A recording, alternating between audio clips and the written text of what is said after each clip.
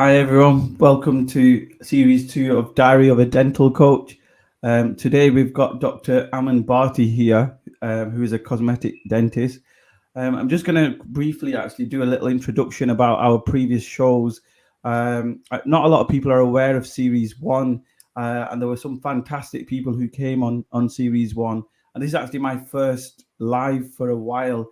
I mean, obviously there was a little bit of a personal situation which some of you are aware of, which I posted about regarding a GDC case, which I'm going to be a little bit more open about and talk a bit more about some of the things I learned through that process, and perhaps some things that I can share with you guys and help you guys understand and deal with these situations when they arise.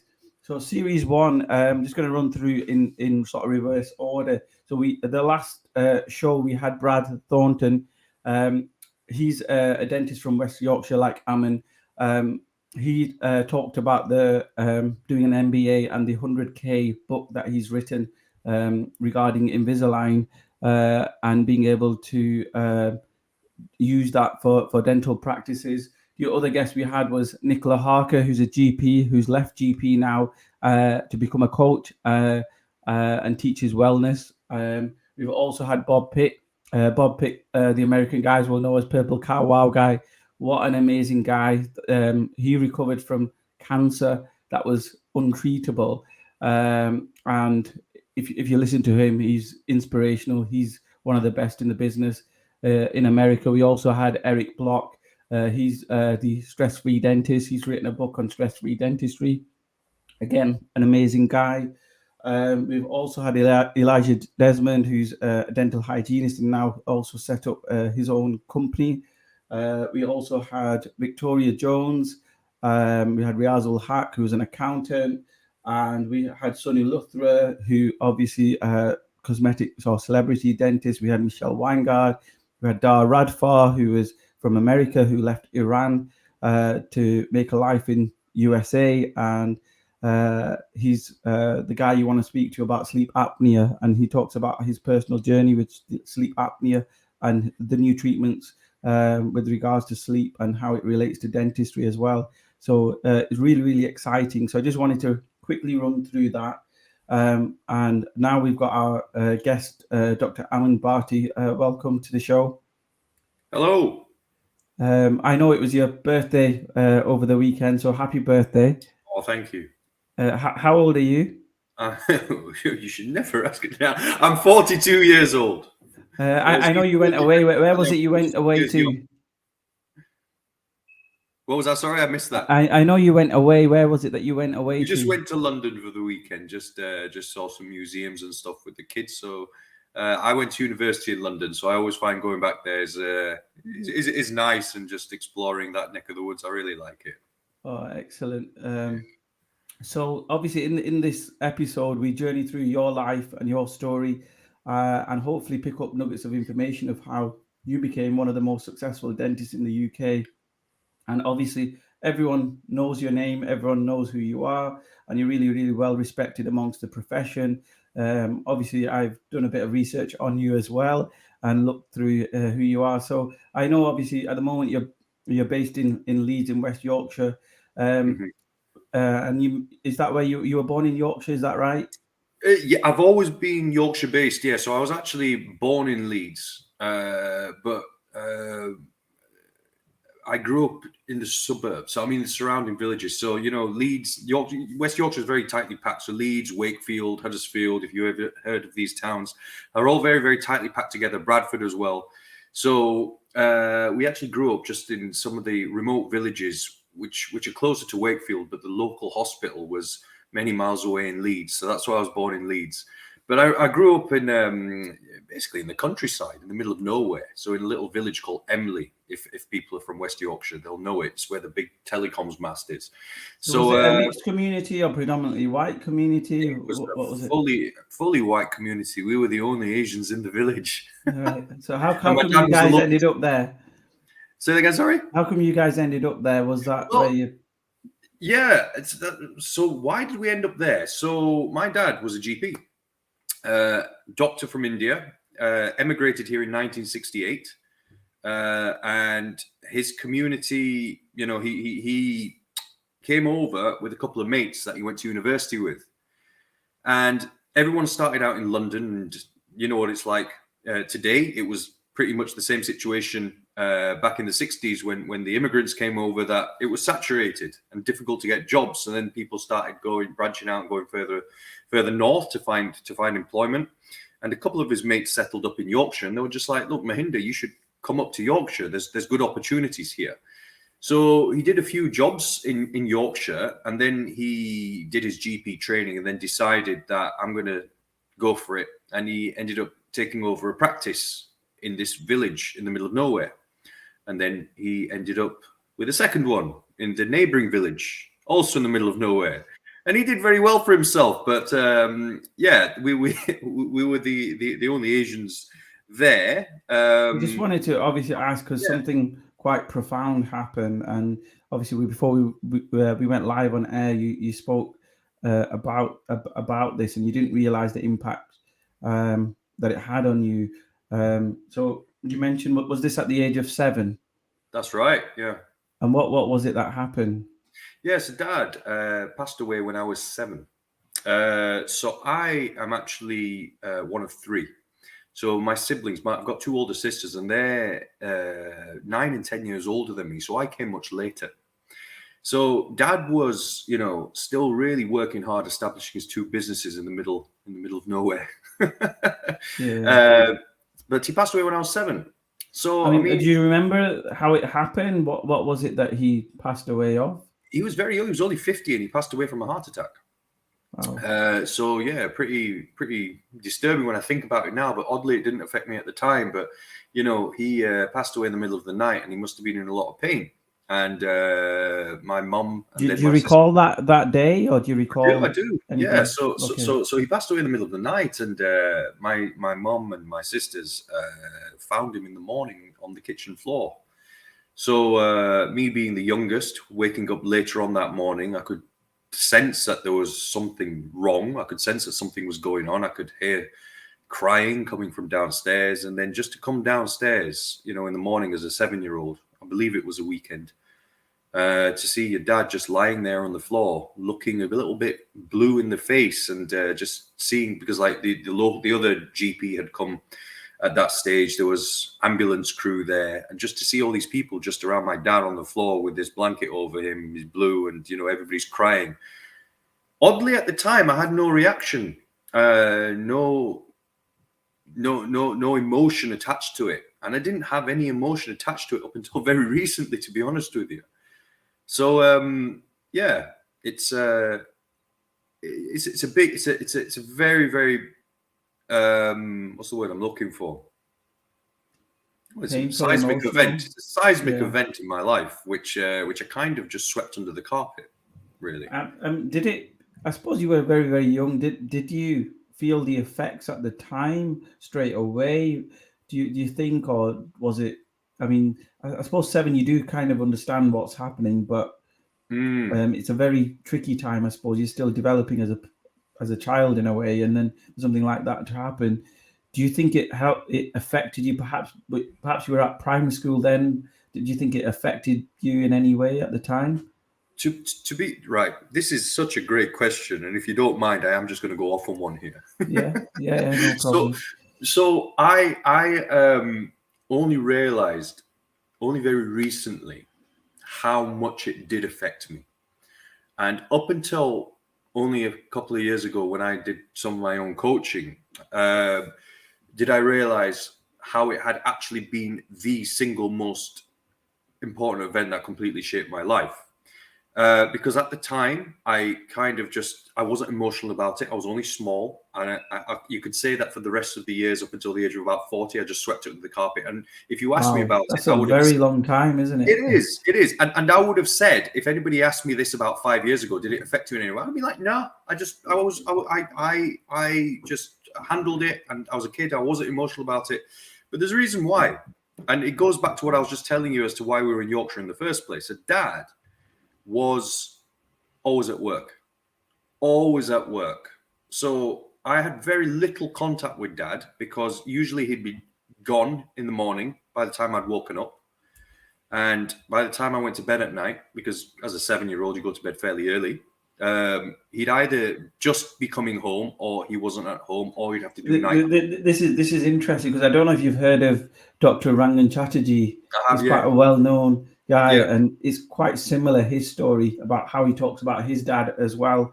And I think GPs them days, I suppose, did do that. 80-hour weeks. Work solid, like they literally had no time for the children. Absolutely. So do you think it affected your? I know it's difficult to talk or even remember. Do you think it affected you at the time in like in terms of your relationship with, perhaps at school with other children, perhaps? I mean, what impact did it have on your family? Because obviously, I'm guessing your dad, was he the main breadwinner of the family as well? He was, yeah. So this is what I'm trying to articulate. So, for me, being a 7-year-old and you grow up after an event like that, it's normal, right? So that's just been my life. Okay. But my sisters, they're 10 years older than me. So they knew dad as little girls and they knew him as young adults. And for them, it was even more, an even bigger event in their lives, because their world was literally being ripped apart.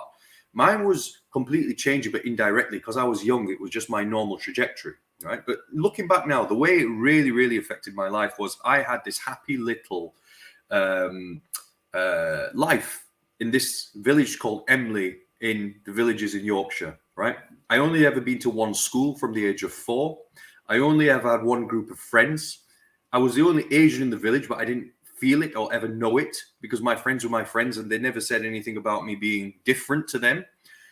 And that was just one happy life. I had my house, my school. So my teenage years, what would people describe you as? Were you quiet? Were the loud guys? What were you? Did you get up to? So that was it. So from the age of 7, what happened is that dad then died. And then there was no reason for us to live out in the villages anymore. Yeah, because my mum was at the time then working for Kirklees Council, which is the local council. She used to be a university lecturer, but then she just started working for the local council, getting a lecturing job. So we moved closer into town. So we moved into Huddersfield. So, because we just suddenly just up sticks and just moved from my comfortable life and this life which I'd only ever known, which was really nice, quiet life in a village, to all of a sudden living in quite an urban area, and then going to a school where, there's loads of ethnicities, there's loads of Asian kids there, yeah, big mix. But then also, we lived in quite an affluent area out in the sticks, whereas with it being quite an urban area where I went to school, all of a sudden I was thrown into this rough environment, which I'd never experienced before. Yeah. And that's why I was a quiet kid. And I wouldn't say I ever got bullied, but I wasn't used to a lot of physical violence which goes on in these sorts of schools. So I was. So you mentioned obviously you went to a state school. Yeah.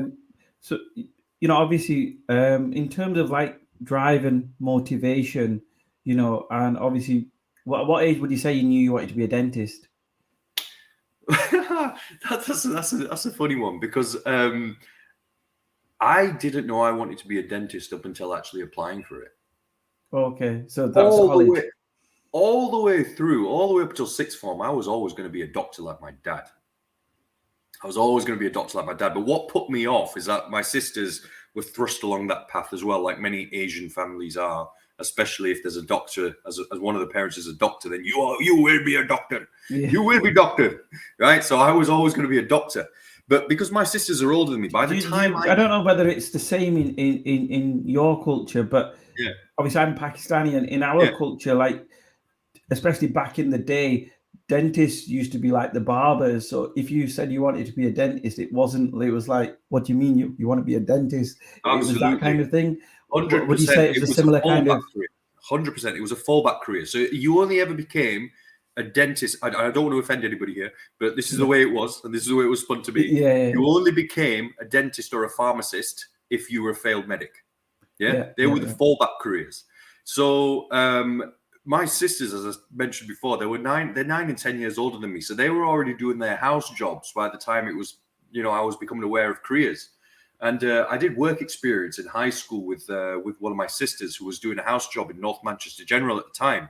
And I was just like, what is this? She was running around. She was stressed. She was working on the urology ward at the time, which is where they deal with people with obviously like urinary tract problems. So I was just like, this really isn't for me. It's not glamorous. It's smelly. It's stressful. And I just thought, I need to look at other careers. So just I researched around it, and then there was this book in a careers book in college, and when I had a look at dentist, I saw the average salary for a dentist, the average working hours for a dentist. I was like, man, this makes so much more sense. Obviously, there was a hell of a lot of resistance when I told Mum about what I wanted to do, because she was just like, you will be doctor, you will be doctor, you can be. I was like, Mum, listen, it's changed. I said, I know that I can make the grade to be a doctor. It's not about the grades. It's not about being a fallback career. I really don't want to go into medicine. And reluctantly, she let me run with it. But it's the best decision I think I ever made, because I absolutely love what I do. Absolutely. Yeah. So you went to King's, didn't you, to study dentistry? What was that like? That was fantastic. That was, I mean, if I look back now, I'm extremely lucky to have got in there, because I didn't even realize it was such a, what's the word I'm looking for? Prestigious kind of. Prestigious institute. Yeah. That's a great word. Yeah, I didn't realize. I just applied because I just wanted to go to London. I wanted to go to London because at that time then, both of my sisters had just been newly married, and they relocated to London. So the idea was that the whole family was going to relocate to London. So I just applied to both QMW and Queen Mary Westfield, and which is the Royal London, and King's. And I managed to get to both, and I just chose King's because when I went to the to the interview, the campus just looked really, really nice. I saw Guy's Tower, the views over London. I thought, right, I'm going to check this out. And that was a really, really good experience. So that's why, I went back down on the weekend for my birthday. I always go there, visit there. It's always fond memories. So tell me, as an undergraduate, were you always really, really good at dentistry? I mean, I don't know how everyone's had their mixed experiences, but what were you like as a student? Were you, because myself personally, I actually struggled in that environment. I felt like the environment was actually very like harsh in a way, and a lot of the time you felt like you were overly criticized or overly sort of pressurized in a way. I don't know what was your experience like at King's? That's a very interesting one, actually, because I can relate to what you're saying. King's is very, very different, though, to other dental institutes, I think, because it's literally double the size, because it's two universities rolled into one. It's King's and what is the old UMDS, which is Guy's and St. Thomas as well, all combined into one. So I think there's about 150, 160 people in a year group. So it's massive. Well, obviously, I know medical schools are bigger than that anyway, but as far as dental schools go, it's a big dental school. One thing which I struggled with initially was when I was at sixth form, I was pretty much one of the cleverest guys in sixth form. So then to go from that environment where you just think that you're the most cleverest guy on the planet to all of a sudden being thrust into a year group where there's 140 people either just like you or even better than you, that was tough to cope with in the first year. Some of those first initial tests, first exams on, I remember action potentials, in biochemistry. I failed it. I thought, shit, man, I never fail exams. So for me to fail that exam was a kick up the ass. And that made me realize that you're not as clever as you think you are. And there's always somebody out there who is better than you, more clever than you. You've got to keep working hard. You can't rest. So that was a really good lesson. As far as friends go, there was a unique dynamic that I was from the north. Because King's is very London-centric, so most of the people that go there are actually from London. Right, okay. So I must say I did actually struggle maybe for the first year or year and a half, because that northern mentality is very different to the southern mentality, not only just from the way we talk, but to the way we dress, the way we just meet and greet people. I would say... we're friendly, aren't we? Yeah, I don't want to generalize here. Well, I am generous. I don't want to offend anybody, but we're friendlier people. So it's fine. Cool. It's allowed. It's allowed. Cool. Yeah, cool. It's allowed. You speak your mind. Speak about cool. So yeah, they're really unfriendly bastards, man. No, I'm joking. Just say it as But it yeah, is. no. From So you the had a third year good onwards. experience in London. Your first job, BT job, was that? Did you move straight to York, back Yeah, home? I came straight back to Yorkshire.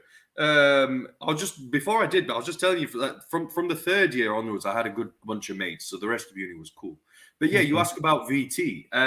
So when I qualified, it was 2004, and at the time it was released deanery by deanery. So it wasn't one set date where all the jobs were released like it is now.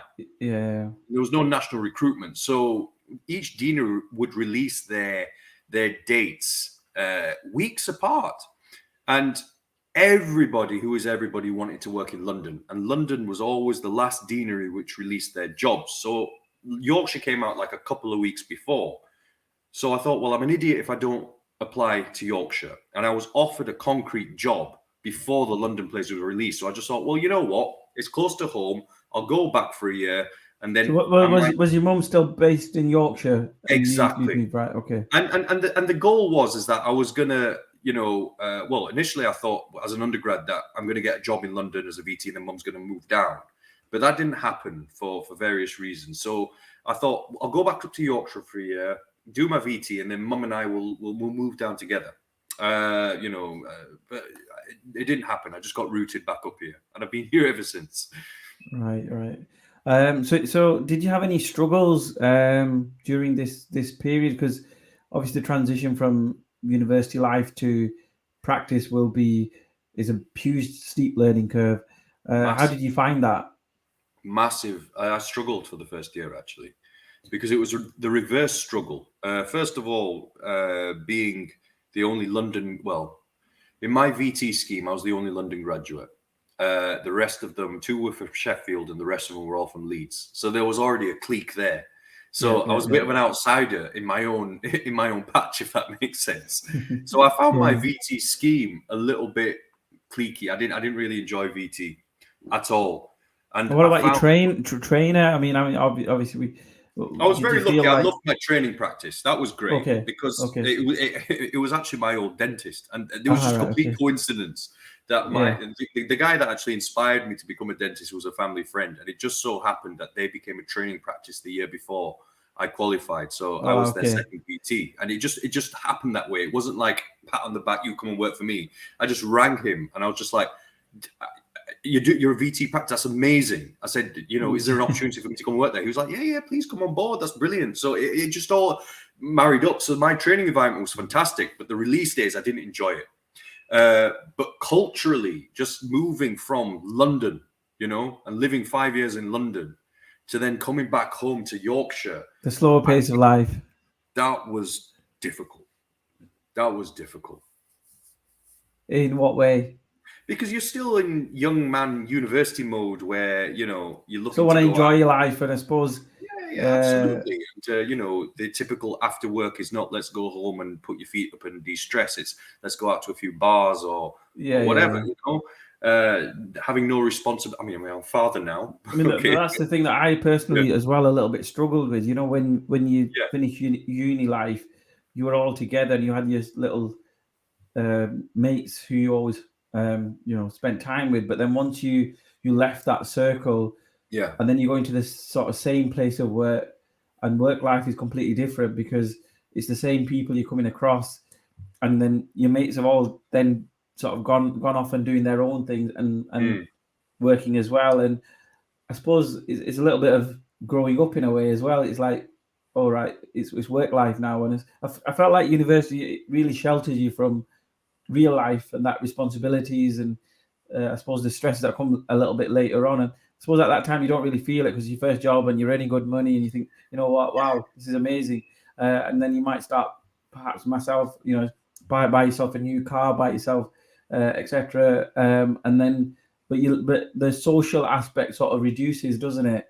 Because you're no longer in that same environment where it's just a bit of fun and you just. Well, may I ask? I mean, I don't know about your university life. Are you from Manchester? Yeah, I was from Manchester. Yeah. And you studied in Manchester, didn't you? Yeah. Did you live out or did you live at home? I sort of lived out. Yeah. You did. Okay, because that's important. Because the thing is, you're talking about having fun and responsibilities and how it's a bit of a bubble. But actually, I think that was really important. And especially moving away and moving to London, especially from Yorkshire, so far away means I couldn't pop home on the weekend. So I had to learn how to be self-sufficient. I had to learn how to cook for myself. I had to learn how to wash my own clothes. All these things are very important. And I find that a lot of people which live and go to university in the same town that they live in and where their family is from. They don't live out in halls.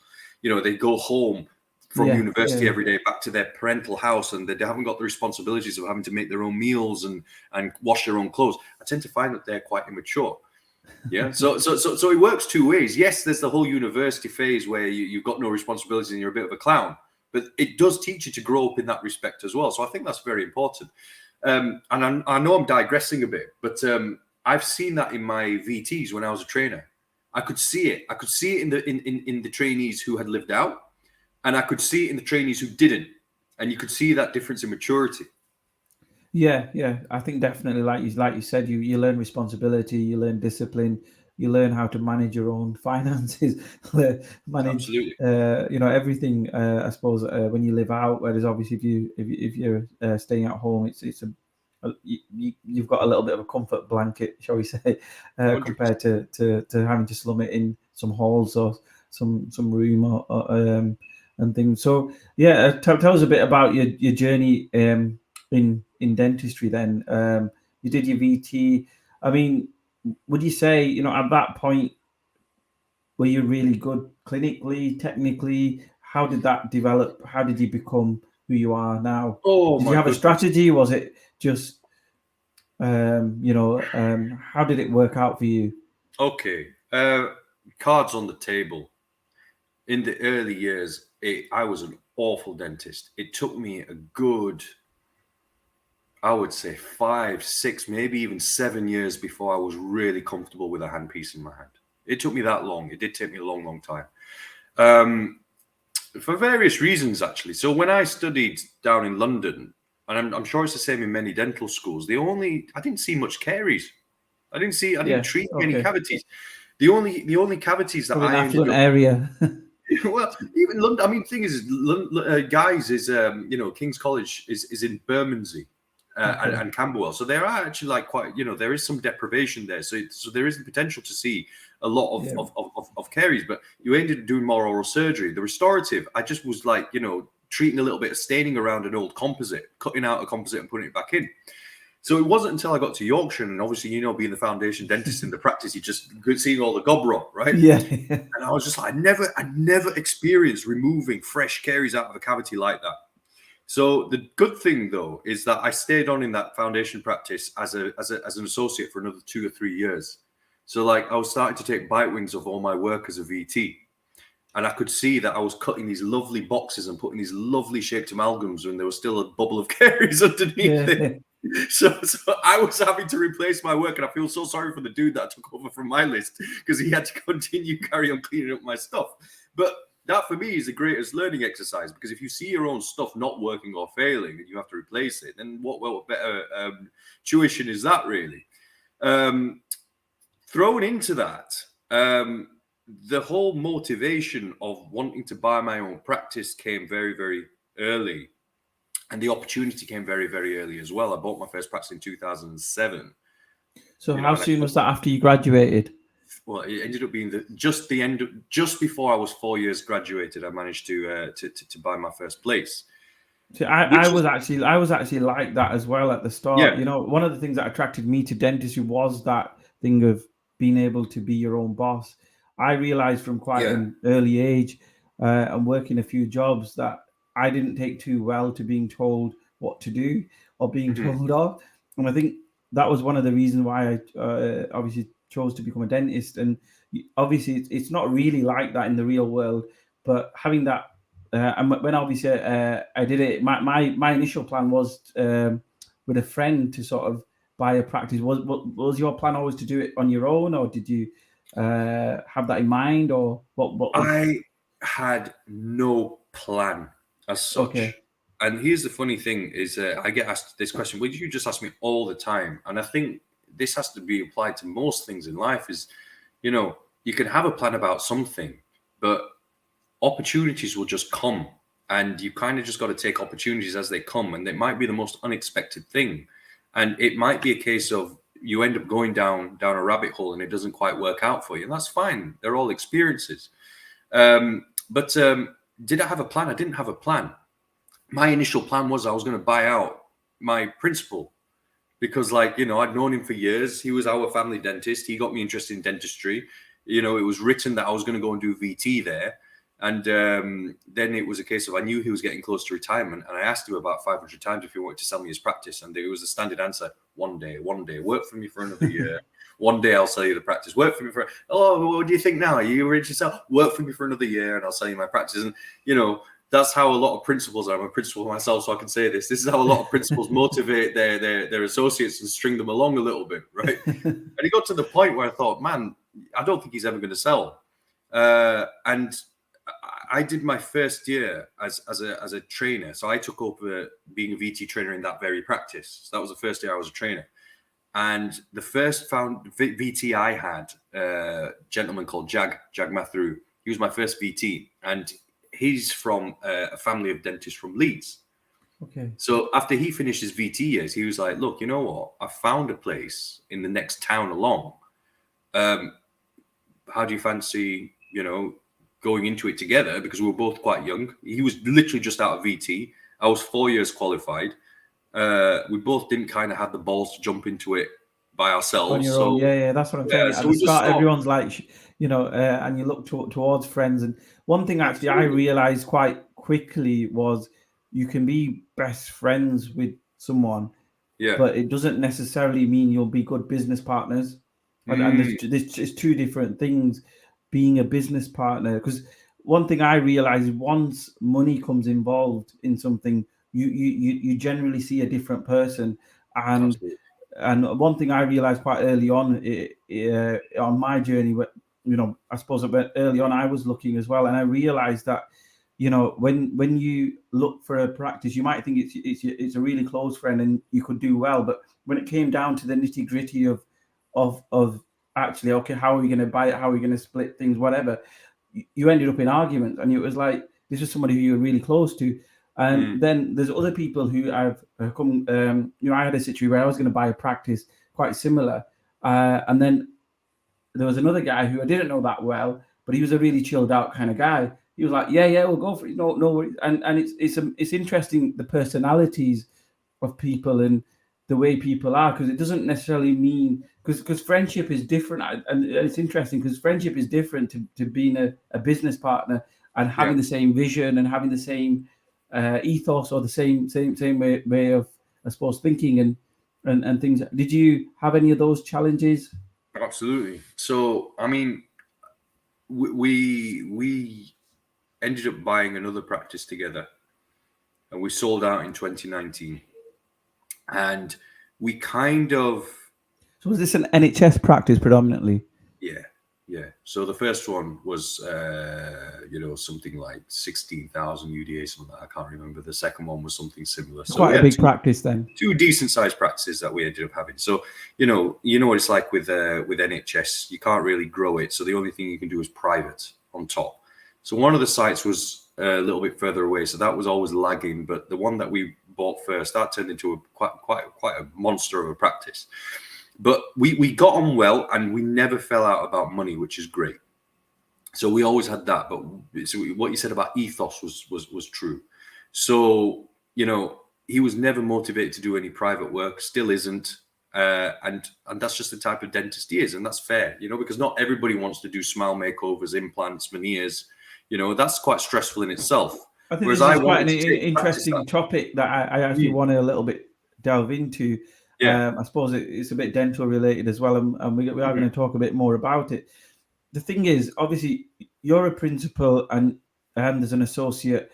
Now, the associate will have one thing in mind, the principal will have one thing in mind. And I've had it myself where I've worked at practices and there's a principal like the one that you described, where it's a very heavily focused NHS system, and the whole structure, the way is all about make sure you do your UDAs, Make sure you do 100%. UDAs.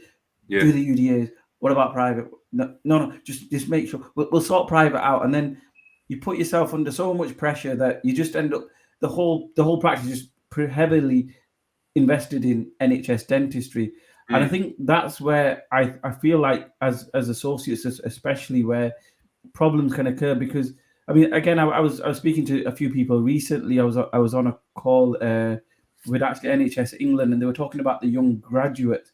And I'm not sure whether this is true, but they were talking about some of the students have now decided not to do VT and going straight into private dentistry, and there was a concern that this is what's happening. But then I've spoken to another person, and he's sort of saying that I think the data is not correct, because what's happened is some people have actually gone to Scotland and gone there rather than gone straight into private practice. Not that they didn't do VT, but there was this talk of, and I think you've probably seen it yourself, that the younger dentists nowadays aren't that much interested in NHS dentistry. They want to do the private dentistry. They want to do Invisalign. They want to do the composite bonding.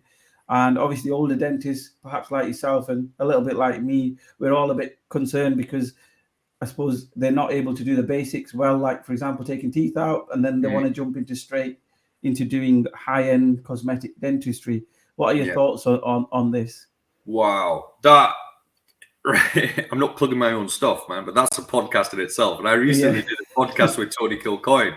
Yeah, you can watch that on YouTube, and we delve into that in great detail. And that was actually one of the motivations for my own podcast, because I saw this, exactly what you're saying. And I was just thinking, what is the reason behind this? Why are the kids today, I say kids, they're young adults, right?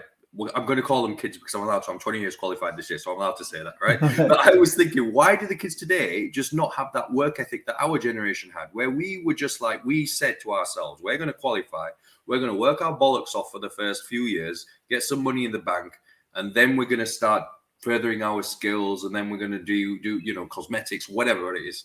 But we understood that there is a journey to get to that point. We understood that there's some graft that has to be done, some skill building that has to be done. Yeah. So, I mean, the analogy I always use to young dentists, because, I mean, I stopped being a dental foundation trainer in 2019, but I still mentor a lot of dentists for implant dentistry. They all want to do the big cases. Was that because you sold the practice, or did you not? My heart wasn't anymore for the reasons that you said. I saw the attitude change in graduates. One other thing that I was going to touch on is that nowadays, I mean, nowadays the students especially are quite vocal, and it's a bit of a change in culture, shall we say, where the students can quite quickly become unhappy with their trainer or with the person that's mentoring them, and it can cause more problems than it's worth. And then that puts off people mentoring or being trainers in the first place, because there's now that culture of, I suppose, complaint culture, like, where I'm not being treated fairly, or someone spoke to me harshly. And I think back then, as I suppose as trainees, we were actually quite scared to even say anything like that. Absolutely. I mean, there's so many things there. I mean, there's a whole societal change. There's a whole shift in attitude. I mean, we can call it hierarchy, right? We're doing away with hierarchies. So in the sense, when I was a student, when I was younger, when I was at school, even when I was a foundation dentist, there was always somebody above me. And that person above me, whether it be my trainer, whether it be the principal, whether it be another dentist in the practice who's older than me, they were above me in inverted commas. I looked up to them. They had something over me which was unwritten, and it was an element of respect there. And when you look at the kids today, it's a societal thing. It's not their fault. The whole of society has moved that way. You go into schools now. There are some schools where, you don't address them by Mr. or Mrs. or Sir. Some teachers want to be addressed by their first name. So it's a lot less formal than it used to be, The kids today as well are a lot cleverer. As each generation goes by, the kids get more and more and more clever. Yeah. I was actually I had a work experience student with me actually earlier this week. He's a 17-year-old kid, so I sort of a little bit grilled him a bit about why he wanted to become a dentist. And one thing I said to him that I go, you guys have got it easy now. He's like, what do you mean? He goes, GCSEs are harder now. And I was like, what do you mean that you lot had it a lot easier? I said, I don't think so. I said, nowadays we didn't have Google, we didn't have Chat GBT, we didn't have any of these resources. If we had to solve a problem, we'd have to literally go to a book or wait a little bit. Whereas you guys get instant answers to any problems straight away. So you're gonna be I don't know, it depends on how you measure intelligence, because you know they've got so much more resources than we ever did in that sense, whereas we're more like able to, I suppose, navigate, problem solve, troubleshoot, whereas these guys are very much used to using technology to help solve their problems. True, but I tell you where it's changed. So, like, for instance, 5 years prior to me entering dental school, a dentist could get into dental school with 3 C's, right? It started to change when I started going to university. So I think the year above me, you could get in with maybe 3 B's, and then it was AAB, and then now you've got to get straight A's to get in. There's no questions about that. And not only that, you have to have straight A stars, or they call it 9s and 10s or something like that at GCSE level now. You've got to be a straight student all the way through. And then they have to do this UCAT exam, right? So it is now the absolute cream of intelligence which gets into dental school and medical school now. And then I was reading an article actually last week where they're thinking about introducing apprenticeships for doctors. Okay. So I'm not sure whether it's going to be the future that I don't think that's the future. But then coupled with that, and here's the thing, and this is the reason why it's changed. With that, in the early noughties, late 90s, early noughties, there was an NHS recruitment problem, which still hasn't been solved because we still have an NHS recruitment problem. So what they did, they doubled the amount of dental school places. I didn't know this. This is what Tony Kilcoyne told me. So they doubled the amount of dental school places, but they didn't have the resources in the dental schools to double the capacity for the clinical aspect, which is why the clinical training has gone way down. But as a result, is that the reason why? Because everyone always complains about how, back in the day they used to do hundreds of crowns, hundreds of this, whereas I had a lot less experience than that, and I'm sure the newer graduates are getting even less experience. Yeah, absolutely, and that is the number one reason why this has happened. So the double, going back to 20 years ago, there's now double the amount of dental students going through the dental schools, only half the number of clinics available, only half the number of teaching staff available as to what there was comparatively before they doubled the places. So guess what? They have to do a lot more academic training. So everything is academically focused, less clinical focused. So these kids, man, they can recite. They're much cleverer than I was. They can cite articles. They can cite Schillingberg preps. They can cite Tarnow studies on soft tissue, right? And it's funny because, it's as you said about that level of respect. I remember when I was doing a procedure. I can't remember exactly what it was, but I remember one of my foundation dentists saying to me, "You're doing that wrong." I was like, "Excuse me?" He was like, "You're doing it wrong." I said, "Listen, you do this a few thousand times and then you tell me if it's being done wrong or not." Right? So this is what I'm trying to say. So that shifting attitude. You seem to have this cockiness a little bit. But that's a societal thing. And if I talk to people in other professions, you talk to the medics, you talk to anybody, you talk to builders, carpenters, they say that about the young generation, right? And that kind of got me thinking. I'm in my 4th decade now. I think I'm just turning into a bit of an old git. And I think that's part and parcel of it. What happens after 40? It all goes downhill. Yeah, it does, right? But I'll tell you something which I always remember. And this was going back to junior school. And I don't know why. I just always remember this. I remember the head teacher just read this passage. And it said something along the lines of, the youth of today don't know how to work hard. They're well-behaved. They're poorly dressed. And it was written by a church parish person, right? And it was dated in the 1300s. Right. 1300s that was dated. So that just goes to show that every generation through every era will always look at the younger generation and say they don't do it like we used to do it. I think that this is an interesting topic, and I always like to a little bit look at this, even as a coach, because you go through life and you don't.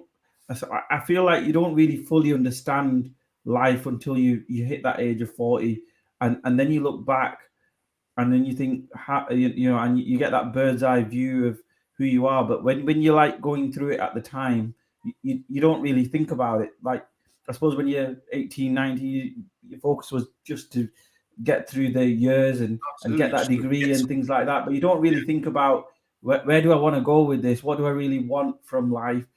What are the options? Do you know what I mean? I mean, nowadays, I think there is a lot more support in that way, in terms of, finding out your career path. But, when you look back, is there anything you look back and think, I wish I could have, myself, like, for example, after a couple of years of dentistry, I applied for medicine and actually got in, because I was a little bit disillusioned with dentistry. And then I ended up not obviously going and doing it. And it's not that I regret it, but it's sometimes, I'm just saying that, did you look back at anything and think, yeah, I chose this, but perhaps I should have done this and could have gone into this, or done a different, something different in dentistry even?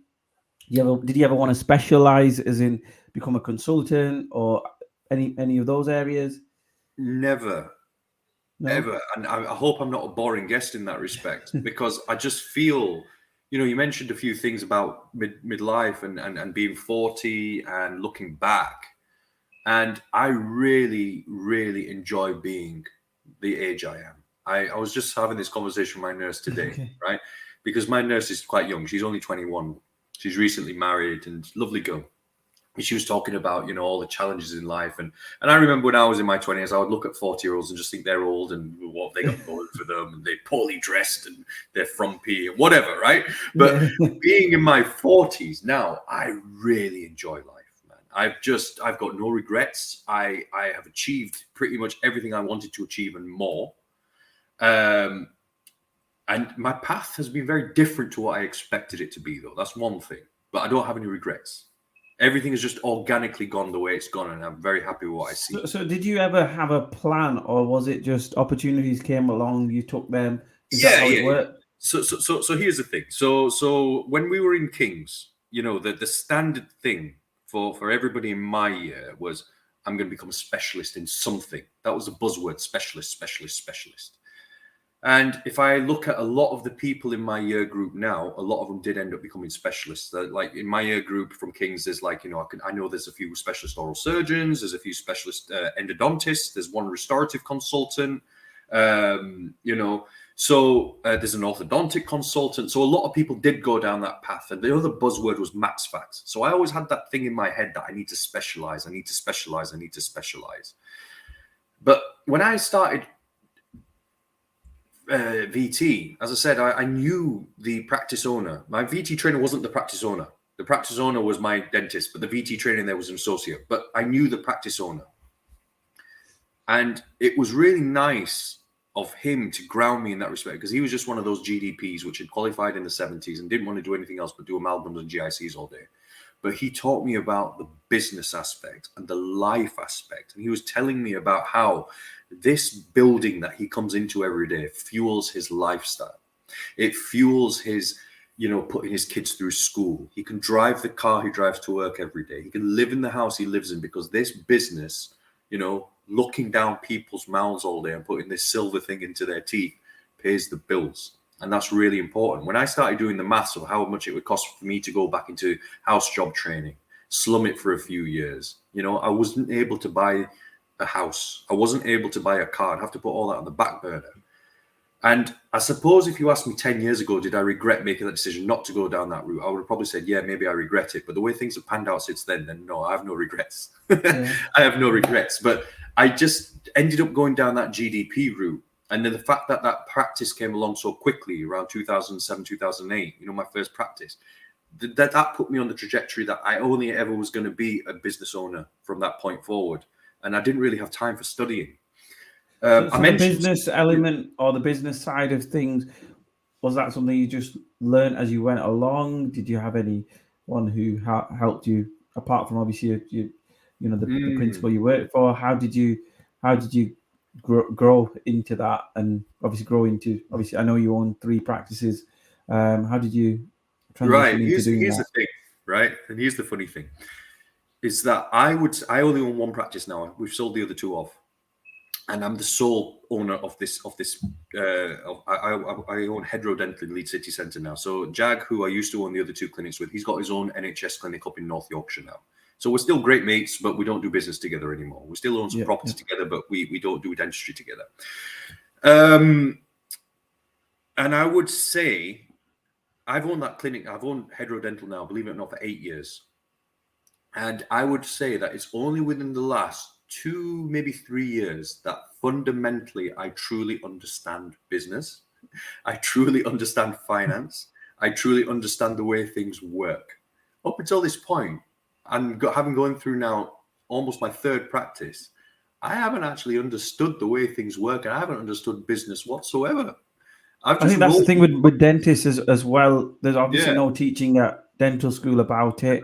And you then go in there and perhaps spend a lot of time as an associate, so you don't really again understand the workings of the actual business side of things, the cost of materials, for example, the management of the staff, and there's a lot of because as a business owner, the buck stops with you. As an associate, you turn the light off and you're going home, and that's it, and you wait for the next day, and as long as you got a nurse there, and you just get on with it, and you don't really understand fully what's going on in the background, and the person who's running the practice, and perhaps some of the stresses and strains of dealing with that. Yeah, I think going back to the original thing about did I have any knowledge about business, and I've only really got to grips with it in the last few years. But just the attitude is and always has been that, you know, if an opportunity comes, I think I must have read this in a Richard Branson book. I can always think of Richard, his face always comes to mind, because I used to read a lot of business books, coaching books and stuff from even university. I used to read these sorts of things. I was just always interested in it.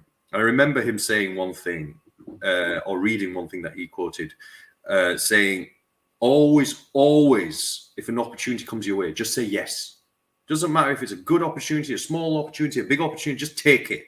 It doesn't matter if you don't have the skills for it, if you don't understand it. You can always learn the skills or understand it as you get it, right? And then if it's something that bears fruit and it's a good opportunity, then you run with it. If it ends up being a sack of crap, then, you know, you can cut it, yeah? But that opportunity, if it's never explored, it's never gained, right? So that's where it came to with business. I had no idea how to run a practice. I think that's an interesting, because it also ties in with having, for example, a growth mindset and being able to think, okay, even though I don't like this, perhaps it's an opportunity that I don't know much about. I don't know how to do it, but I'm going to put myself in that situation and do it anyway and see how it works. I mean, that's right. Where do you think that came from? Because obviously not everyone has that mindset, and especially a lot of dentists. We live in I suppose in sometimes an area of fearing complaints, fearing things. Yeah. I mean, how where do you think I've got two questions. Where do you think you sort of this growth mindset came from? Yeah. And the second thing was, how do you deal with, because obviously I speak to a lot of dentists, especially people who work, you know, in high-end clinics like yourself. I mean, again, you're very candid about how you started off your career, about how perhaps crap your amalgams were, and quite open about that. And the interesting thing is that it doesn't really phase you, whereas a lot of dentists would be actually quite scared to reveal that or tell people that they were shit beforehand, for example. Whereas you're quite open about that. What kind of advice would you give? Because obviously I feel like dentistry has a very there's a significant psychological element between the patient and the dentist, and the trust between the patient and the dentist. And you know, you when you work in different practices in different areas and different demographic groups, you're quite quick friends. And the you know, and what kind of tips would you give dentists who perhaps fear complaints, are anxious about growing, perhaps you know, maybe even going into implants? Because again, I've heard mixed things. Some think it's amazing and they've flown, and others have sort of said, whoa, this is way too stressful, I don't really want to do this. So yeah, I've got those two questions for you. One is the growth mindset question, and the second is you know, dentists who struggle around fear and and things. Yeah, can you shed some light or give some Yeah, okay. inspiration to the dentist? So the growth mindset. I think I'm a kid of the 80s. Yeah. So the kids of the 80s, and I'm from an immigrant family. So I'm second generation. So mom and dad came over literally from India, or fresh off the boat, you can say. Yeah, Right? But no, they're professional people, right? But still, I mean, like, there's a lot of non-professionals that came over from India and Pakistan, and then they worked in shops and stuff, and that's graft, right? But even though my parents were professionals, they still had to graft, right? So dad, as I told you, I was 7 years old when he died, but I hardly ever saw him. He was always at work, right? So that's ingrained into you that you've got to graft. That's where that comes from. But because I'm a kid of the 80s and second generation as well, the kids of the 80s, we liked cars and football, right? So in the sense, I remember I had I've got a son now. He's 11. He's not into cars, right? I was always into cars. So I had a shiny red poster of a red Ferrari on the wall. And, I remember watching Rocky and stuff as a kid and seeing the Ferrari, and that, I don't know where that comes. I'm just telling you, I'm going off on one here, but what I'm trying to say is that I always saw in my head that one day I'm going to have a shiny red Ferrari, right? And that has always been background in there. I'm going to pick something in life, or I'm going to be a doctor. That's why I always thought, you're going to be a doctor. But I always thought I'm going to be, well off, and I'm going to have a red Ferrari. And that was always something that motivated me.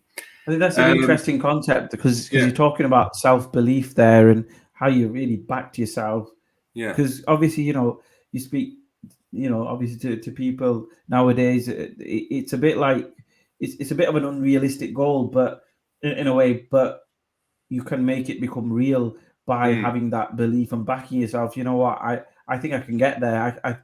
So what I'm trying to ask is, everyone dreams of becoming a fast, footballer, driving a Ferrari, having a huge house, all these kind of things. Obviously, you're always trying to get to the next level, that next level, that next level. Was that always from a young age? Do you think the fact that your dad passed away perhaps was like, right, I'm going to smash it. I'm going to make sure I make him proud, make my family proud. What was the driving factor, or why do you think you felt like you could achieve this goal? 100% that, actually. And I've psychoanalyzed myself in my fourth decade. And my primary driving factor has always been Dad. And even though he hasn't been around to see it, I've always had in my head that I have to make Dad proud. Yeah. And I can't articulate it 100%, but it goes something like, and I know this sounds really stupid, but even as a 7-year-old, and this probably doesn't wash with society very well these days, but even as a 7-year-old, I kind of had it in my mind that I'm the man of the house. I'm the only bloke in the house left, and I've got to make something of my life. And that's where it comes from. And I tell you, the other thing is that experience of going from such a nice, protected environment before the age of 7, then to go into an urban area and go into a very rough school and getting beaten up quite a lot. As especially in the early years of high school, I used to get beaten up quite a bit. That really drove me as well. That I always said to myself that there's a life after school. I'm going to get out of this shithole and I'm going to make a life for myself. And all these, all these guys who are beating me up right now, they're not going to make anything of their lives. So just ride it out. There's something better for you after this. Just keep going. Just keep going. Just keep going. And that stayed with me forever. And it's always the mindset. It doesn't matter how tough a day at the clinic is. It doesn't matter if cash flow has been bad 1 month. It doesn't matter if you get a complaint. It doesn't matter. There's always another day. Yeah, it's always there. You're always got to keep going. And that's been there for me. So how do you, obviously these complaints or patient issues or things like that, how do you, well, 2 questions. How do you keep yourself fresh, from a psychological point of view? What kind of things do you do? Because obviously there's the work environment, which is obviously very stressful, highly stressful for a dentist. And then there's the home life. How do you keep yourself mentally strong when the shit hits the fan, for example? I've been asked this question a few times. I don't have any direct strategies to keep myself strong. And I think some Like people have, obviously we hear a lot, yeah, especially the higher end work. I suppose there's actually more chance of complaints because people are now paying, and that's a big psychological factor for a lot of people, especially they're paying a lot of money for something. The stakes yeah. are a bit higher. Do you never think of it like that, or do you never think of the money ever? Is it just No, I mean, look, I mean, there are some patients, honestly, who have treatment plans which knock up to 50, 60 grand, some of them, right? So at the end of the day, you're dealing with people. And this is the thing. This is the thing that dentists miss, is that it's a people's profession. Yes, it's a clinical job as well, and we have to deliver clinically. But that patient doesn't actually know what's going on in their mouth. They're trusting you to do the work. So first of all, you need to be skilled in what you do. So if you haven't got the skill, then you're not going to be able to deliver in the first place. This goes back to what we were saying a little bit earlier about how the kids now coming out of dental school, they don't want to do the NHS jobs. They want to just go straight into all the cosmetic stuff and do all the fancy shit that they see on Instagram, right? But the thing is, my NHS grounding and being able to see my shit work, cutting those boxes into caries and stuff, and actually seeing my work failing in real time and then having to replace it was a great, great grounding for me to say, actually, you know what? I need to up my game.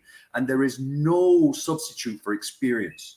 So you just got to keep going. And the NHS is actually a fantastic environment to start experimenting when you learn a new skill and perfect your skill. What I used to say to my mentees when they wanted to do fancy work, it was like, just imagine you are an interior designer, right? For the first, you just come straight out of interior design school, say, and a client like, Harrods comes along and says, I want you to redesign the store. You'd be out of your depth, right? You'd want to start off to begin with, maybe having a small client in a semi-detached house, and you maybe do a room, and then maybe do a couple of rooms, and then the house, and then maybe an estate. But then you work up and work up and work up, because then you've got your skills, your experience, and your confidence. It's the same in dentistry.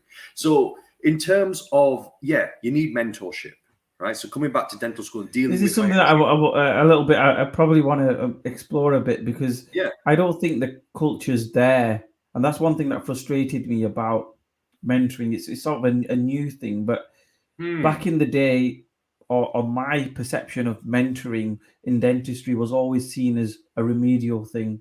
If you need a mentor, then you're not really good enough. And I know things are changing and things are getting better, but it's one of those things that obviously, understanding what coaching is, understanding what mentoring is, but the culture in dentistry I found throughout my experience is that you're almost expected to be there before you're there. And for you to say that you can't do something or you struggle with something, especially now, maybe perhaps things are changing and people are having more open and frank discussions like this. I don't know whether 5-6 years ago you would have been so open about perhaps some of your struggles, but I think things are changing and people are being more open about things, and there are more mentoring is happening. But it's something that I feel like it needs to be more accessible, and there needs to be a bit of trust between the mentor and the mentee, because if if there isn't, I feel like that's where you can struggle sometimes. And it's like, for example, I'll be honest, in my VT, I felt like I didn't feel like I learned a lot. I felt like where I did my VT training, my trainer used to say, "You're a Manchester graduate. They don't really teach you much at Manchester. Did they not teach you how to do this? Did they not teach you how to?" So my whole VT was spent in struggling, in a way, because I was being questioned. Why didn't I know how to do this? Why didn't I know how to do? So it might mean something simple, like, for example, put a matrix band on properly. Something very, very simple like that. So I had that experience, and then I went out into the real world. And there actually I learned a great deal, because there was a number of foreign dentists there, as well as people, and they were used to having a mentor in that practice. So one of the older private dentists used to mentor the other dentists as well. So it was a great grounding for me for that first year, because I felt like I learned so much from him, and I learned so much working in that kind of environment. But to me, I probably got lucky going into an environment like that. I don't think there are there were many environments like that at the time, and that's something that I obviously want to ask you a little bit about. How do we, or how can we incorporate mentorship as part of normal, make it a normal thing? Do you know what I mean? And nowadays, I think a lot of dentists, especially watching, will be thinking, we spend thousands and thousands on these courses, and a lot of the time, either you don't have the patience you can do it on, or secondly, you don't feel confident enough to perform whatever you've just learned. And how do you create a system where mentorship is at the heart of everything you do, and it's seen as a learning experience, and it's seen as it's fine if you don't know how to do something, because we're not here to judge you, we're here to help you. How do you create that kind of culture within dentistry? Well, if I can just ask you very quickly, when you were doing foundation training, what was the application process then? Did you have to national recruitment? Was it all? No, to be honest, for myself, I didn't get in. It was, as we did before we went live on air, it was the good old days where the VT trainer decides. Sorry, the person who's applying has some deal with the trainer, and they get in. Mine, I actually didn't get a place, but then so I actually did my finals without a place for VT, and luckily, I think some people failed during that year. So obviously, some clearing places came available. And then obviously I went for interviews, and it's quite surprising because I went to this practice and there were 12 other candidates at the practice, and I was the one who got selected out of those other 12. So so that's how it worked. But my question is, how do we create a mentoring culture within dentistry? But the reason why I just sidetracked and asked you that question is because I actually think the answer to that, it's down to personal, it's people, right? So in the sense, I started training, being a VT trainer in 2007 or 8. I can't remember exactly, right? That was my first year. And all the way up until about maybe 2014, it was that process where you would meet that person face to face. And you could tell in that moment, literally within the first 30 seconds, that I'm going to get on with that guy or girl. I'm going to get on with them.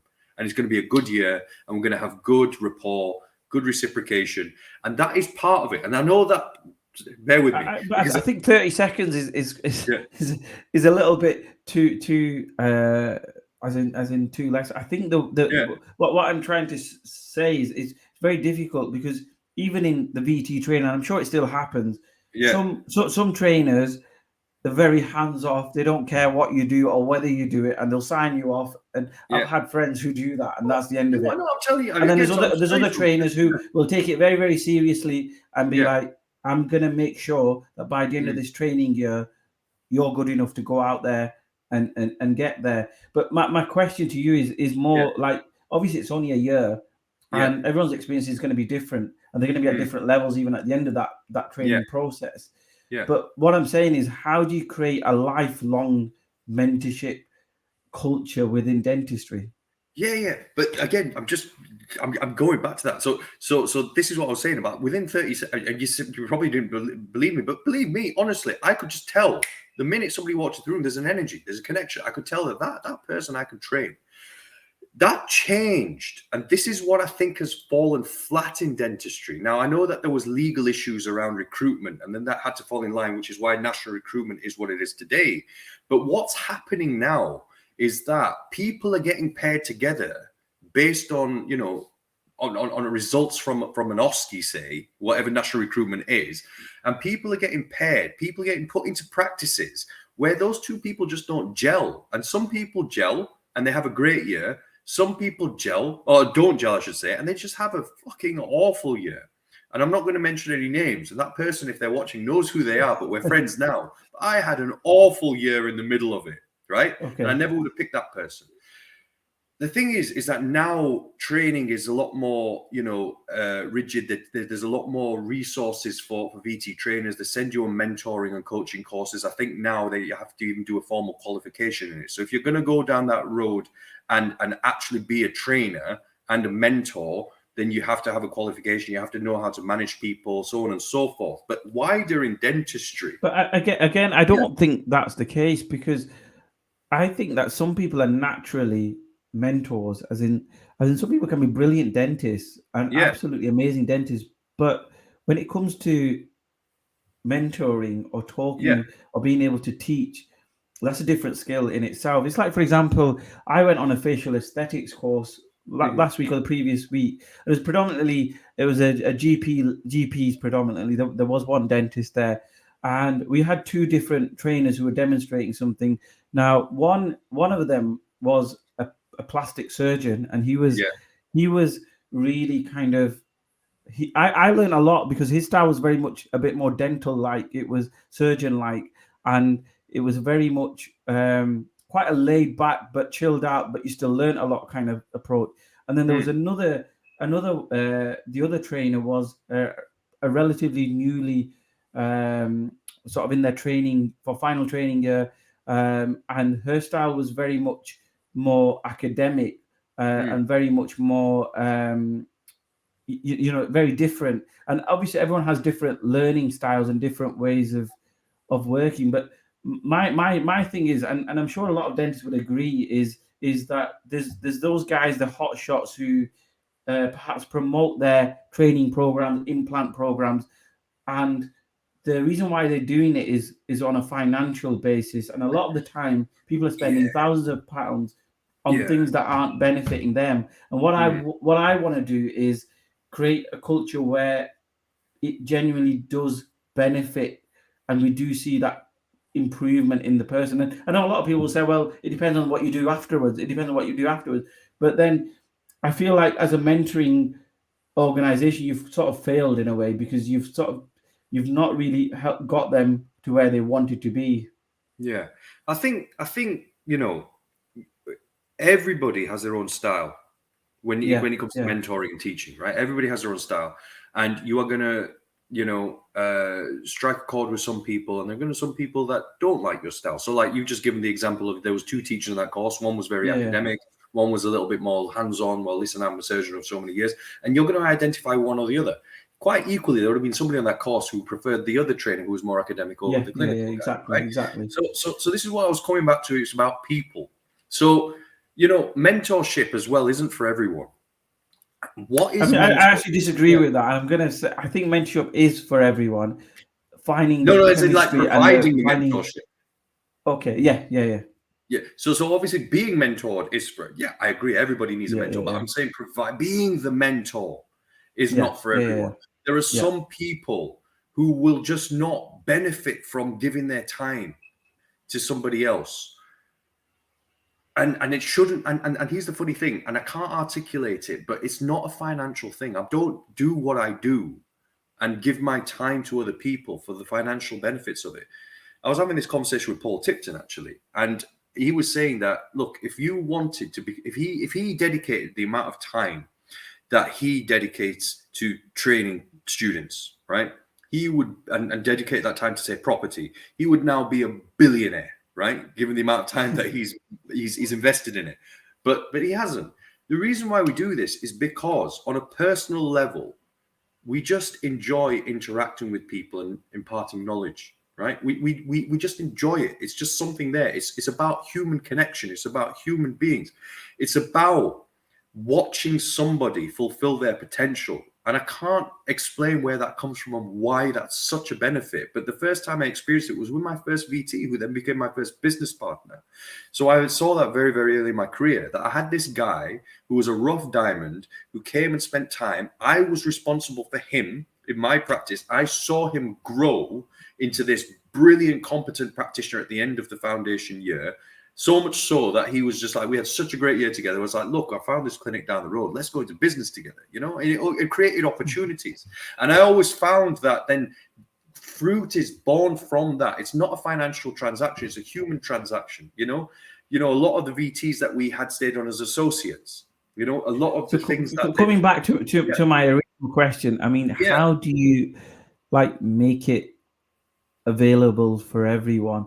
What do you get what I mean? Like nowadays, a lot of young dentists, either they don't have mentors or but how do you like make it accessible where everyone's on a journey of continual improvement? Because obviously we all do yeah, CPD and things like that, but yeah, obviously that doesn't really improve our clinical skills to allow we get all the knowledge and things, but I'm talking about how do we practically implement a mentorship culture where, because one thing obviously you got to understand is mentoring you is sort of where you bring that person who you're mentoring to that same level that the mentor is at, or try to. And obviously it's very common in business, and it's very, you know, I, like I said, I've not seen it a lot in dentistry. I don't know, your experience might be different, but how do we make it normal to be mentored? You know, how do we make it normal to go to practices and see mentors in practices? Because it should be Well, a normal thing. I think it depends on the motivation. I mean, first of all, why is there such a need for mentorship now? We've got to understand the need for it as well. So again, some of the previous podcasts which I've done with Tony Kilcoyne and Paul talk about the same thing. So because there is less clinical training now at undergraduate level, we're not seeing competent dentists at the end of their foundation year. And that's why there's this massive sudden need for extra stewardship after you finish, because you're not the finished article. Well, you never were the finished article after VT, but now VT is it's an introduction. Then you're out in the big bag world and you've got even less skills than you had, say, to a practitioner 20 years ago. So one of the answers actually is, and this might be an unpopular answer, foundation dentistry now has to be a minimum of 2 years. Right? I think there is talk about that in terms of when I had this talk with NHS England, and they were actually engaging associates and asking what their opinion was. They're talking about possibly thinking about salaried, or what our thoughts were. And I think this was one of the suggestions by one of the dentists that to plug the gap for recruitment. But I'm just wondering how much extra UDAs would they be able to generate really on a realistic level? Yeah. I just think just in terms of why this has got to the state that it is because just there's so much less clinical teaching at uni. VT is a case of now, this is my experience as a VT trainer as well, is that I'm teaching these guys procedures for the first time, which they haven't even done at undergrad level. So, that's not what VT used to be about. So that's a different skill in itself. And it's, to fit all your own stuff, to fit all your own patients and train something for the first time, that's very stressful. So VT, it has to be 2 years. It has to be 2 years. And then the culture is there. So the culture of needing a mentor is a new thing as well. Because, again, when I did my first implant, I did it by myself. I went on an implant course. I picked a case and I thought, okay, this is a safe case. There's a lot of bone. Let's go for it. And I did it by myself. So maybe that's just me personally. I just have a bit more balls to do these things for the first time. But, your answer about how do we get mentorship, I don't think it's something that can be thrust upon the profession as a necessity. There's always going to be people there who are just that way inclined, right?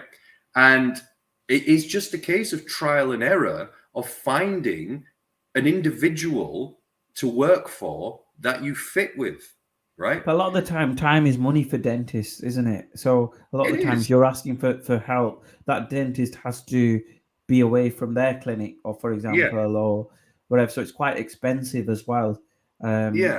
To be able to do that. And my feeling is that it should be a little bit more, like you said, NHS funded or funded by other organisations where it's I suppose it's a bit more like an optional training program or optional ways of improving, and there should be more options available for people rather than just spending thousands of pounds on a course, for example, like an implant course, and then not being able to place it.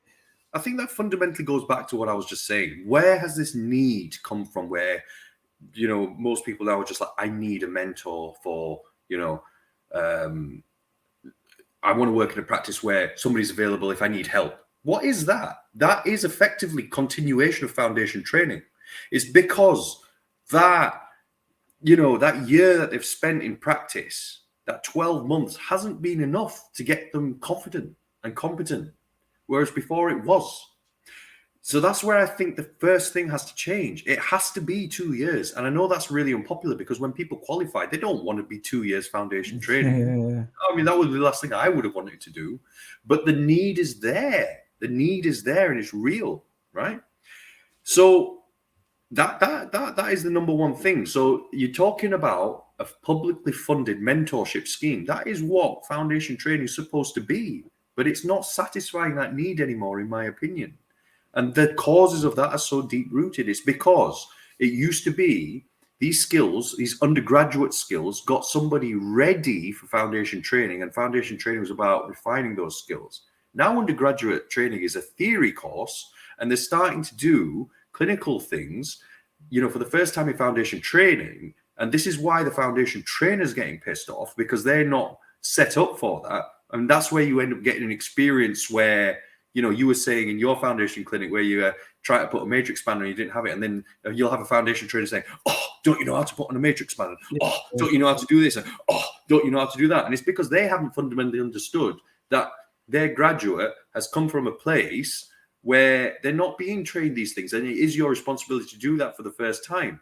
And it's difficult. Yeah. It is difficult. So there is no quick and easy answer, but I think that's definitely one fundamental thing that needs to happen to help this. So tell us, what's the future for you looking like? What aims and goals do you want to achieve? Where do you want to go, both personally and professionally? Where do you see the next 5 or 10 years panning out for yourself? Honestly, I'm just so lucky in the way everything's just panned out. You seem like you're in a good place at the moment. You seem quite happy, quite content. Absolutely, with what you've achieved. Yeah, I mean, it was always my dream to own I'll tell you where my dream was, right? So my dream was, I as part of my elective in the 5th year, because we all go electives in 5th year. Yeah, I was lucky enough to go to NYU. I went to New York University, and I went to the Rosenthal Institute, which is the aesthetic wing, and I saw loads of veneers, and I thought that's sexy dentistry, right? Yeah. So that's one thing that really motivated me. So I always had a dream that I was going to own a clinic in New York. Is that going to happen anytime soon? No, I now have a cosmetically focused clinic in Leeds city centre, which to me is the next best thing. The next best thing. Because I can drive there every morning instead of having to relocate to America, right? So, you're going to continue, obviously, keep growing your clinic. You're an implant mentor. Yeah. Are you just going to continue that journey and try and grow your practice, grow your implant academy? And that's what's happening. So the focus for the next 5 to 10 years is really grow that to as big as it can be, and it is just a steady upward curve with that. It just grows and grows and grows. We've done a refurbishment. I've got 2 new dentists joining. We have a lovely team, and it's dream team. It's a dream clinic. I love what we've built there. We'll just move on. Just a couple of things I wanted to ask you. One is about your podcast, Dentistry Unmasked. What was the motivation for starting it, and what do you hope to achieve by doing it? Well, it was exactly what we've just been talking about. I've really recognized now in the profession that we're having all these young dentists who are coming out, and there's so much stress in the profession, which is tenfold to what it used to be. Litigation is going up. We've got a recruitment crisis. People don't want to work in the NHS. People come out and they come out of dental school and they immediately book onto a full mouth veneer cosmetic bonding course, and they want to do that. And I know a lot of guys, my generation still own NHS clinics, and they're just like, fucking hell, man, I can't get people to work in the clinic. They're here for 2 minutes and then they're handing their notice because they're saying they're not getting enough bonding cases and they don't know how to cut a DO box, right? So in the sense, that was my motivation for this. I was like thinking, why is this happening? Why has this happened? So that's why. In terms of your guests and the future for it, are you trying to perhaps unmask or show the issues that the profession is facing, and absolutely get experts on how to handle the crisis or the issues that we're facing? Is that the purpose of it? It's talking about these things that nobody talks about, because when I talk, this podcast is actually quite refreshing, because what we've talked about is pretty much what we, a lot of the things what we talk about in my podcast. But when I was because I listen to a lot of podcasts, my commute in the morning is 1 hour, so I listen to a lot of podcasts, and dental podcasts are only ever really business focused or clinical focused. And I was thinking, nobody is talking about the shit that's hit the fan over the last few years. So I really, really want to unmask that, and that's what it's all about, and that's the motivation. That's a pure motivation. So I've got two questions. One is, what advice would you give young dentists who've newly qualified? What advice do you want to give them? Dentistry is such a great, rewarding profession, and it can be everything. It can work for you, and it can be everything you want it to be. Yeah, everybody comes out dental school these days, and they want to be a great cosmetic dentist. They want to do all these. A lot of fancy things. dentists are leaving it as well, as you probably They are. heard. But where they're falling over is that they've got to understand that there has to be a grounding. You have to learn your skill. You have to learn your craft, and that is a slow road. And I think that's what's being missed. And I think this is what a lot of youngsters don't understand these days, is that you have got to just grind it out for a few years. You've got to build your skills. It's like I was telling you about the interior designer. But you want to be in a safe space where you feel like you can grow, and you're around people who will help you grow as well. So what that means is I mean, it's difficult because, I mean, for example, some people work for example, corporates. It's a very different kind of atmosphere, very different kind of environment, very different kind of way of working. But some have become really, really successful through it. For example, my dentists I know have created dental academies. Some corporates will pay for certain training programs, and they'll have mentorship programs within that organization. So I know corporates have got a bad rep generally in dentistry with people of our generation, but I think they are starting to notice this culture that we've talked about on this podcast, and making changes to that. Do you think dentistry will be more corporate owned, or do you think we'll see? Because the thing is, the margins are getting less and less for independent practices, and there's a lot of people like yourself who've sold up during the pandemic. Do you think that could be the future? I mean, we've seen what's happened with Bupa recently. They've had to close 80 sites, right? So I think we are in an era, and this is one of the other reasons why we sold up as well, is, our goal, Jag and I, when we first started out, we bought 2 clinics quite quickly, and our goal was to buy 10 and be millionaires, right? But then we realized quickly how that, I sound like Rodney from Only, Del Boy from Only, one day we're going to be millionaires. No. So it didn't happen, right? Because just recruitment became difficult, credit became difficult, the financial situation became difficult. I think we are in an era now where it's a really good idea to have a single practice, right? And just grow that one practice into a really great, successful business. The American model is very similar to that. There's a lot of American dentists who do exactly that. It's very rare that you get multiple associates working alongside each other, and they obviously have a lot of other issues, especially related to money. I know this is a bit of a deep question, and we're sort of tight on time, but in terms of NHS dentistry, private dentistry, what are your thoughts? Do you think we'll see the collapse of NHS dentistry? I mean, everyone's got their own views on the future. I mean, there's obviously a lot of practices who can't get NHS associates now. There's a big recruitment problem. Possibly therapists are going to be able to now do UDAs themselves. There's going to be a lot of different dentistry. The landscape's changing quite rapidly. What are your thoughts on that, or how do you see the future? Do you think dentists will just be solely private and therapists will just be doing the bulk of the NHS work? How do you see the future? I mean, obviously I have no influence over this, but what I hope happens, and whichever politician does actually do this is committing political suicide, but it's got to happen, right? Is that they've just got to be honest with everyone. They've got to be honest with themselves. They've got to be honest with the profession. They've got to be honest with the public, and just say, look, the NHS has to be a core service, right? All this other stuff that you want, if you want a white filling, or if you want a white crown, or if you want cosmetic dentistry, or you want something over and above that is basic, then you've got to pay for it. NHS Band 2 is a filling, right?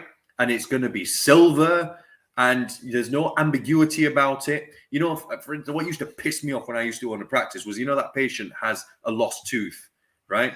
And then it's just like, well, why can't I have a bridge? And you've got to effectively talk them out of a bridge. It's just like, what kind of a crap system is that, where the government can't be bothered to write in black and white what is and what isn't available? And it's up to you to try and fudge your way out of it. So that's where it's got to change. And they would fix this recruitment crisis if they just made it a better environment for everybody to operate in. So principles. But it's not obviously sustainable, because in monetary terms, with the inflation and things like that, obviously there's been no real investment in NHS practices. No. A lot of practices like yourself was an NHS owner, it doesn't work out anymore. The money wise in the split and the cost of everything, and obviously because the cost of everything's gone up and things, it's not financially viable and it's not as attractive or as lucrative as it used to be, the NHS. And we're seeing obviously a mass exodus of dentists leaving NHS dentistry and going into private dentistry. So I'm just going to finish up on a final question. It's a bit of a dark question, but we've asked a lot of the previous guests, and I nicked this off another dentistry podcast. So if you were on your deathbed, what three pieces of advice would you give your loved ones? Oh my God. If I was on my deathbed, never turn down an opportunity, because that's always been my philosophy. Just roll with it and see where it takes you. You said three things, right? Yeah. That's one thing. I think the other thing is the only people you could ever trust in your life is your family. Yeah. Everybody else, other people, even friends will come and go. But the only other people you can really, really trust is your immediate family. That's just my philosophy. I agree with you on that one. Yeah. People come and go. Your family's always there. And the other thing is health is everything. Health is wealth. Because if you're not healthy, you cannot work, you cannot live, you cannot enjoy life. You know, I went through a period in my 30s where I was quite unhealthy. I'm happy to say I'm very, very healthy now and I live a good life. Is that physically or mentally? Physically, because I was working all the time. I didn't have time to go to the gym. I didn't have time to eat properly. I was like 15 kg heavier than I am now, you know. So, you know, I was starting to get early signs of early diseases like, you know, hypertension, high blood sugar. Now everything's completely normal, and that's all just been due to diet and exercise. And now I'm like physically fit. So in the sense, you know, health is wealth, and that goes into old age as well. And tying all those three things together, unless you're healthy, unless you have your family around you, unless you start taking the opportunities and living life, then there's nothing worth living for. Don't be a hermit. Get out there.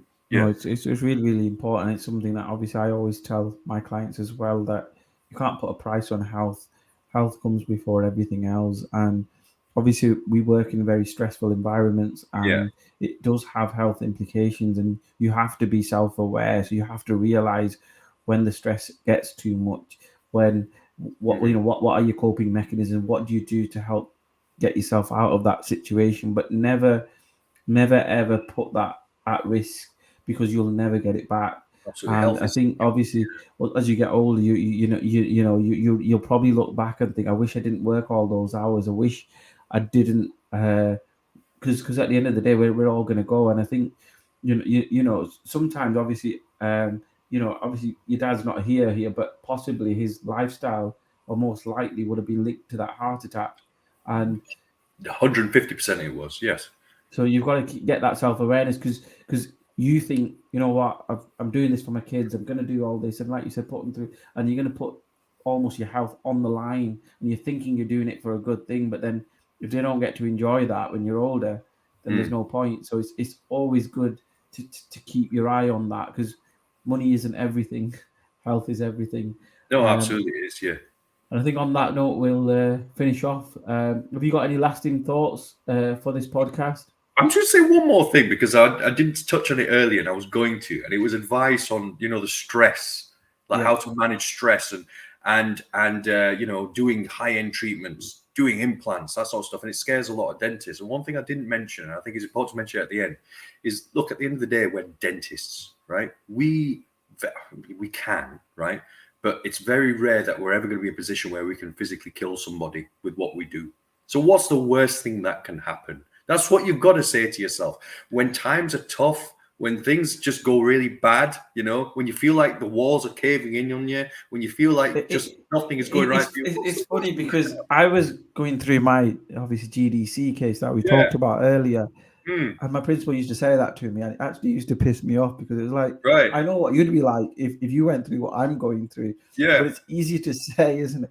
What's the worst they're going to do to you? What's the worst thing? It's like, I've told you that I really enjoy life. But I think it's hard to stay strong in that situation, because I suppose it's your livelihood. It's your Yeah. you feel, and there's lots of emotions. Obviously, we'll talk about when I go on your podcast, and there's lots of emotions that it elicits these situations, when you have that initial anger phase and thinking, why the hell has this happened? And you hate the people that have done this to you, and blah blah blah. And then over time that reduces, and then suddenly you have to tell your brain another story, because you think, if I just spend my life thinking about being angry and being this, I'm no good to myself or anyone. So I need to get rid of that sort of thing. And then you go through this journey of almost sort of accepting it and sort of coming to terms with reality, and coming to terms with what's just happened in a way. But anyway, I'm digressing. That's another... No, but I agree with you 100%. It's like, what is the worst thing that can happen? You can't kill somebody, right? No. So even, I mean, this sounds a bit flippant. If an but we do live in a judgmental profession, and that's another thing that obviously worries dentists. I mean, you know, sometimes you know, I've worked in places where you've seen, or I even once started working in a clinic, and the dentist, I just newly joined, and one of the dentists who was on holiday, I was seeing their emergencies, and you were like, what the hell? Why was this done in the first place? Why is there still loads of caries? And it was repeated, you know, and it wasn't just one patient, it was a number of patients. And you're like, I don't know how I'm going to deal with this, and I've just started here. So what I'm saying is, sometimes you're in that situation where you see that, and you don't know whether it's intentional or whether they're just a bad dentist or whatever. And then there's other situations, and I think that's the worry sometimes, that we live in a judgmental kind of culture, because I always try to give the benefit of the doubt. So when I see something that's not quite right, I always make an excuse for the dentist, you know, most of the time, unless it's like repeated thing and you have to be obviously completely thinking. You always try to, you know, find some excuse, because I always want to back my colleagues, and I always think, you know, they might have just been having a bad day. It's fine, you know, and we all have those days. Do you know what I mean? I think that's the thing that it is a little bit of a judgmental culture, and that's the thing with coaching and things. It's non-judgmental. We don't judge each other, and we don't judge the fact that, you know, somebody else can be, because as dentists as well, there's some that are really good and artistic and can carve brilliant composites and brilliant work, and then there's others who are just plumbers really, and they can do it, but they don't really. They're not the most artistic, and they work equally as well. I don't think you know, either one's wrong, and they're both successful in their own ways. Yeah, I mean, dentistry is massive. It's not all just about cosmetic dentistry and smile makeovers. I mean, there's a job for everybody. So I think maybe there is that pressure for the younger generation, especially with social media and Instagram, that they feel that is what they have to do. Yeah, but like my wife, she's a GDP. She works in a Nash clinic. She's worked there for 10 years, so she's got a nice stable list. She loves the staff and everything, and she loves that job. She wouldn't do what I would do. It's a completely different field. So in the sense, there's something out there for everyone. But the most important thing is find your niche, find what you're comfortable doing. You know, we talked about implants. What's the worst that can happen? It can fail. But you know what? If that isn't your forte anyway, and you don't enjoy the surgery, then don't put yourself under pressure to have to do that. Find your niche, find what you're comfortable doing. And you want to be able to just sleep at night as well, you know? So that's the most important thing. Brilliant. Thanks for coming on the show. I really appreciate it. And we'll speak soon. Cool. I've had fun. Thanks, guys, for watching, and we'll see you next week for the next episode. Take care. Enjoy the rest of the week. Thanks. Bye. Thanks, guys.